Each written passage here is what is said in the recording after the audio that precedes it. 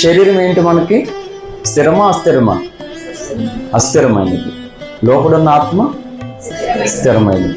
నరకం స్వర్గం స్థిరమైనది, భూలోకం అస్థిరమైనది.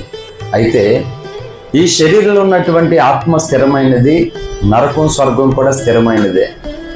అయితే ఈ ఆత్మ, స్థిరమైన ఆత్మ స్వర్గంలోకి వెళ్తే అక్కడ స్థిరంగా ఉంటుంది, నరకులోకి వెళ్తే అక్కడ స్థిరంగా ఉంటుంది. ఏ స్థిరం బాగుంటుంది? ఏంటి ఎవరు మాట్లాడట్లేదు అసలు? మీకంటే ఈ పైన ఉన్న సుంచులు బెస్ట్, చాలా సౌండ్ చేస్తున్నాయి. హల్లెలూయా.